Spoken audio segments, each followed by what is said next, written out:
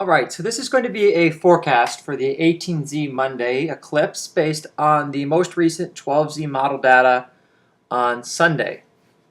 I'm going to do this in two parts. I'm going to present kind of a executive summary for a couple slides. And then if you're interested in how I got there or the meteorology, or you're someone who's really interested in, okay, this is a kind of once in a decadal event at least, really where can I get? Then I'll cover that for about 15 minutes or so after that summary. So let's get started.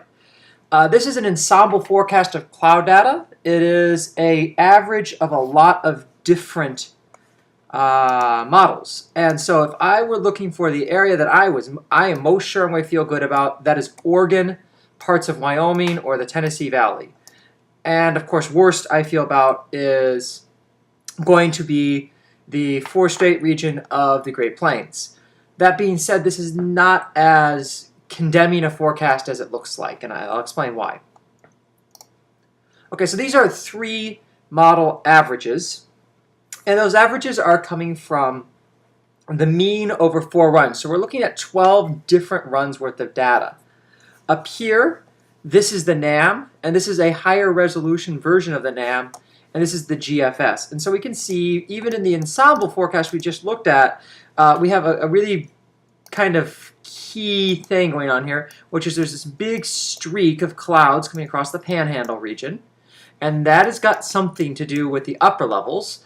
And then there's some like streaking left to right pattern that must have something to do with a different feature. So there's two different things driving our weather. And one thing I want to notice is while the overall shape is the same, there's actually some really big modeling consistencies. For instance, the area over Arkansas here is different in all three models from full sun to full clouds. And so don't get hung up too much on it, and instead look at the overall shape.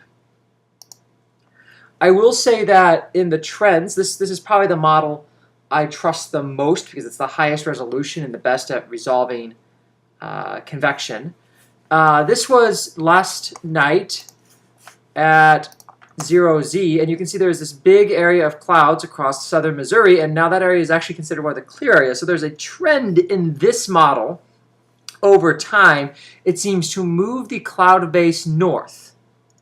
And that's something interesting. I want to talk about that a little bit more, but at this exact moment, this is the forecast satellite from that high resolution satellite, and honestly, this is a pretty good picture for Kansas City.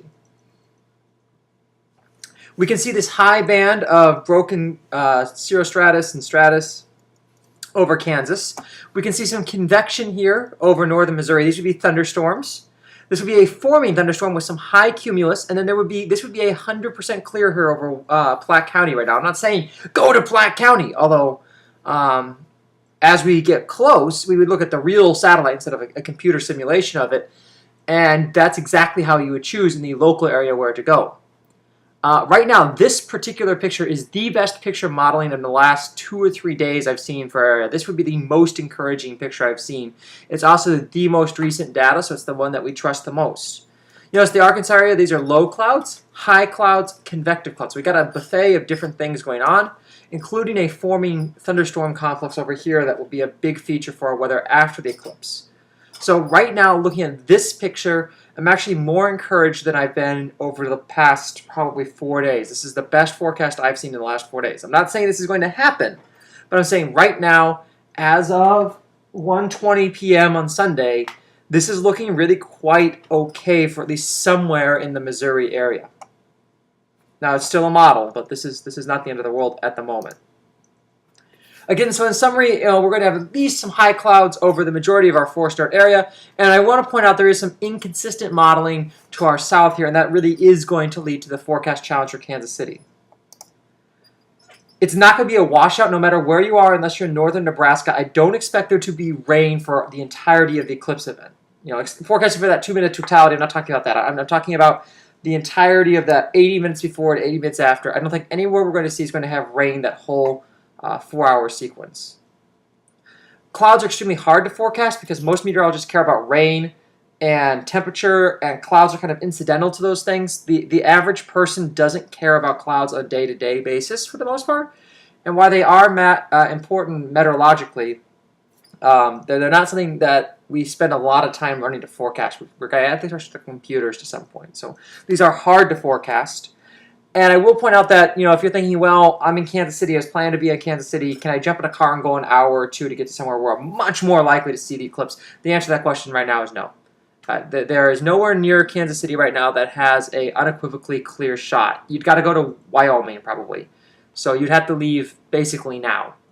I want to point out that a decent amount of the question right now is high clouds, but there is a convective consideration. Those two things together mean we have two very different things you need to look at for what's causing these clouds. And right now, if I am saying, I'm not going to be tied to any spot, I want to give myself the best chance of looking at this, but I can't go to Wyoming. And I'm going to drive around until I'm clear. There's no forecast that's really going to help me too much. I've got to be looking at satellite observations again and again and again. That being said, we do have one more model called the HRR that's not in time yet. And that model will help us really nail down every hour with new data tomorrow where we can look. All right, so if you're interested in the meteorology, stick with me. And if you're not, that was the summary. So here's the meteorology. The meteorologists tend to start at the top of the atmosphere. This is the 200 millibar height. This is the jet stream, as you might have heard of. And I have annotated the map with some yellow arrows. And you can see there is a really nice big ridge here across the northern part of the Pacific Northwest. And this low that's dug down over California. So we have a kind of a split flow, and the northern branch is significantly stronger because there's a little trough through here. And so over Kansas City, we have this jet streak here. That's going to be a factor on our weather. And the fact that these things are merging isn't so much a factor. Now, this factor up here, this is kind of a guarantee that somewhere in the Great Lakes region is a complete cloud mess. Again, just looking at this map, it's this high ridge here and this high ridge here. I would say, just from this map, that Tennessee Valley area and again the Pacific Northwest are probably the two areas I would argue, and most meteorologists would argue, would be your best clearing. But let's focus on us because we're not there. So we do have a jet streak, and through the jet streak I've drawn a quadrant, and this area here is going to have upper level divergence, and so that is going to favor rising motion in clouds. And so even in the forecast we've seen, we know kind of there is this divergent pattern in here, and it did look like this area had more clouds. So I can just tell you right off the bat that's coming from a synoptic jet streak. And this particular feature isn't so unlikely to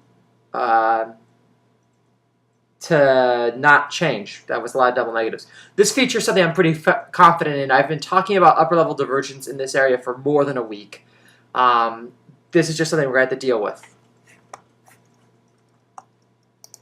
And if I look at moisture at that time, it becomes really clear why we're getting cirrus here. We've got that upper level divergence I talked about here, and this streak of tropical moisture being pulled up and evected off the Intermountains. And so this area here is definitely high clouds. And you can notice there are pockets of high-level moisture around here, but I want to really focus on this for the moment. We now know that this area is going to be cirrus or cirrostratus mainly. And so what I mean by that is the clouds will probably look a decent amount like this. And in parts of the eclipse path towards Nebraska, I expect there to be mainly high-level clouds. Watch this picture here. It looks, oops, apologies. It looks like the sun is just a hazy, nebulous mess, but that's actually because the photographer really wanted to point out this halo. And so, actually, during the eclipse, it may look more like this. This is a cirrostratus, and this is, actually, I'd be perfectly okay seeing that. Yeah, it's not perfectly ideal, but you know what? I can see the sun getting eclipsed. And so that is actually a decent, compromise. Yeah, it's not exactly what we'd like, but it's the case. Now, the problem is this is one scenario, and if I look at the current satellite over New Mexico from our newest data, I can see there are those high clouds here, and then there's some, cumulus here. Well, here, this would be okay, and this would not be okay. Also, please note there are thunderstorms getting ready to move through the Kansas City area later today. And so, it just kind of depends on which part of this thing, because weather isn't magic. This is just going to move up, right? Yeah, it's going to change and develop as it leaves the mountains, but honestly, what we see here will eventually be our weather here to some level. And so This is the kind of thing you're looking for tomorrow. If tomorrow you see these high clouds that look kind of thin like this, that's a good area to be. If you see this kind of thing, you ain't seeing the eclipse, right? This is the kind of data you'd be looking at tomorrow. A really beautiful thing down here, I didn't notice that. There is a line of Kevin Helmholtz clouds. I don't know if you can see these down here. Basically, the wind is blowing in this direction, and it's got these alternating swirls like currents behind a bridge. That's really beautiful.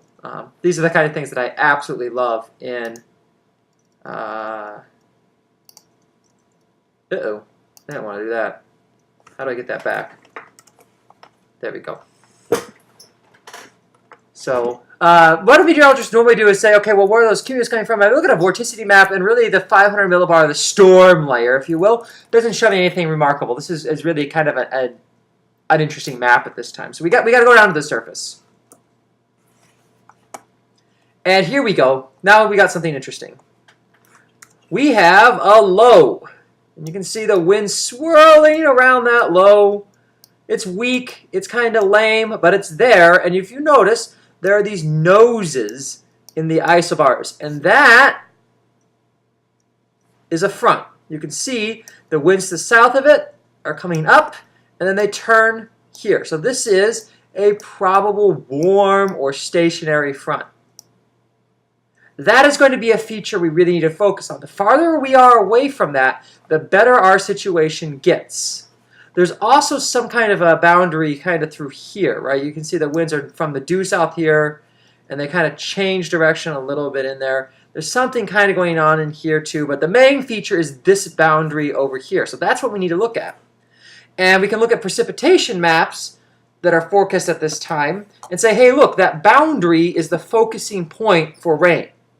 Now, this model does think something over here is causing the rain too, but for the most part, this model at least is not showing any precipitation in the immediate area, which is good news. That would suggest the higher clouds are not thick enough to make rain. Now, I don't want to get hung up on this picture, but this particular model looks okay. And if I come in and I look at temperatures on a different model now, I notice something a little more concerning, which are these kind of splotchy areas of cold. Okay, the areas that don't have clouds are getting really hot. It's 1 p.m. and it's already 97 degrees. Okay, if you think about summer days, when it's 97 degrees, it is rarely very cloudy. So this model says, hey, you know what, if it is getting cloudy, it's getting hot here. But then you got these big splotches, and that's rain-cooled air. This is left over from the morning. Look, 71 degrees, 75 degrees. This is a big thunderstorm complex that has died and left a big puddle of cold air. These look more like ongoing thunderstorms to me, and they're actually causing some adiabatic compression that's really warming this area up. So this model is showing more precipitation, and we can check that with a forecast of radar. This model is actually cool enough that it can forecast what it thinks the radar is going to look like.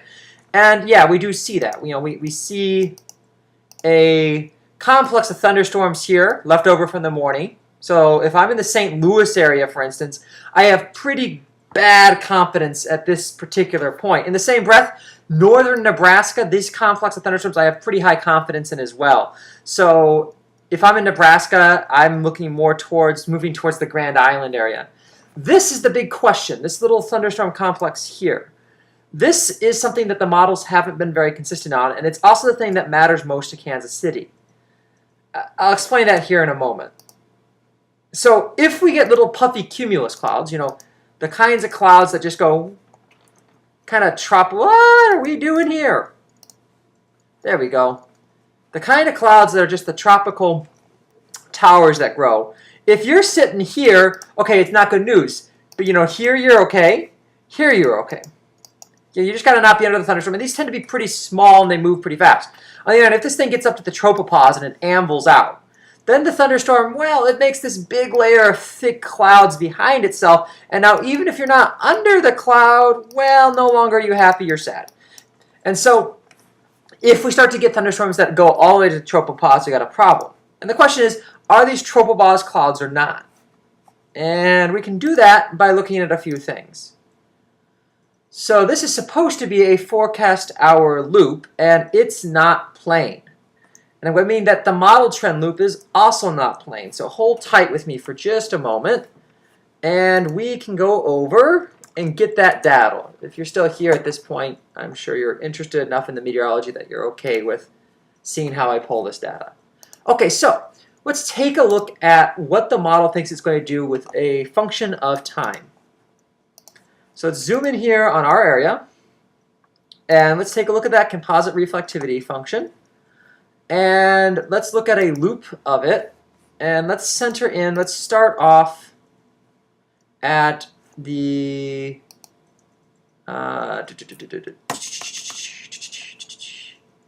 okay, this is the eclipse time, so let's go back a couple hours. Okay, so here you can see that morning leftover thunderstorm making the cold air pool.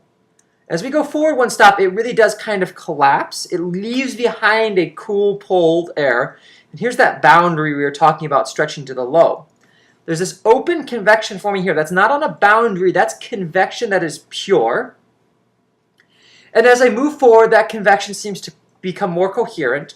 The cold air leaves a new forming thunderstorm complex here and here.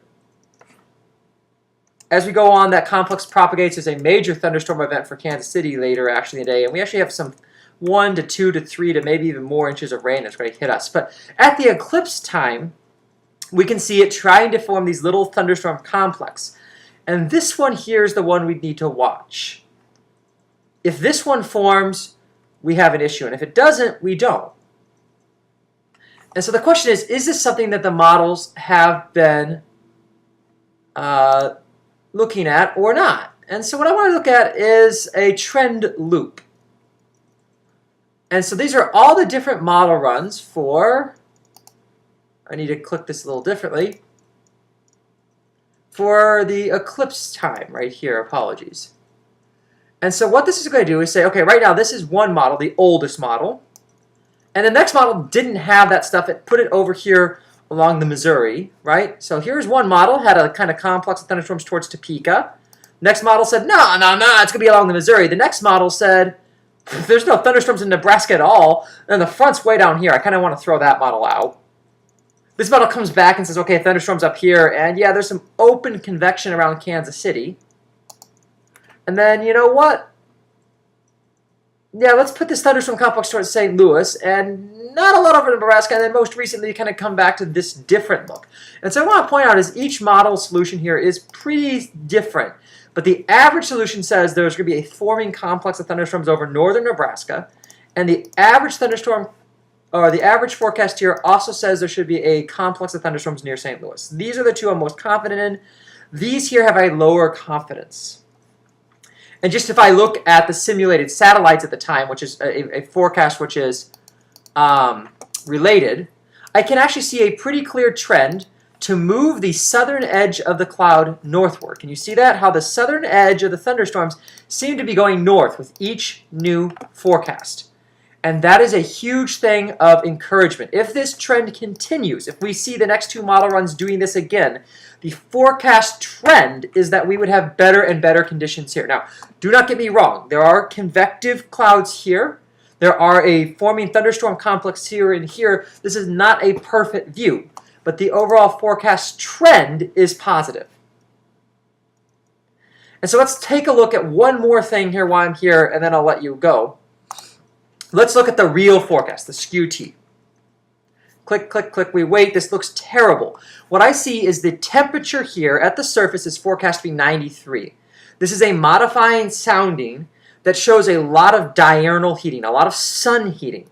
And this model says if it gets to, where's convective temperature in this particular one, con T, 94 degrees, we would get free thunderstorm development. Actually, we'd have pretty strong thunderstorms. There's a lot of energy in the sounding. But I have a little caveat here that the model doesn't know. I know it's going to get eclipsed later, and the model doesn't. So the model thinks it's getting a normal day's amount of sun, but in reality, a decent part of the sun energy is going to be black. So I actually think it may be difficult for it to get to 93 degrees. I think this may be a couple degrees warmer than it's supposed to be. So I even call into some question that this model is actually going to show convection. Now, there is one thing that this model seems to be missing, which is that divergence I picked out earlier. Look, there's a lot of mid-level vertical motion, and there is a nice amount of energy here, so I could imagine elevated base thunderstorms forming, even though this model seems to think actually a convective scenario is more likely. That being said, we have a model that should be able to model the eclipse, and that is the HRRR. And so as we come into the day, we actually probably are going to put a lot of strength on the HRRR. But right now, I do want to point out the forecast trends for Kansas City are a lot better now than they were earlier today. With that, I will be able to provide some more quick forecast updates, although this is the full forecast. Basically, if I'm in Kansas City, I would probably lean towards, and I really want to get out of Kansas City, I want to put my best bet forward. I would hold tight until tomorrow morning at 4 or 5 in the morning at least. And then I would choose one of two things. I would either move towards Jefferson City or move towards like Grand Island, depending on which trend looks more case. But if you're going to stay in Kansas City, I actually think at this moment, I am more encouraged than I've been for the last probably 4 days. This is right now, the forecast as the current NAM 3K is rendering it is the best forecast we've had for our area since at least probably last Wednesday or Thursday. So I know there's a lot of, oh my God, it's going to be cloudy, but it's a mixed bag. This particular run here would be sunny for the majority of the immediate KC metro area. And if that trend continues, again, don't get too hung up on, okay, Kansas City's clear, but St. Joseph isn't yet. But the overall pattern is encouraging. So if you stuck with me this long, thanks for having an interest in meteorology. And if not, I guess you don't hear me saying this anyway. So have a great day.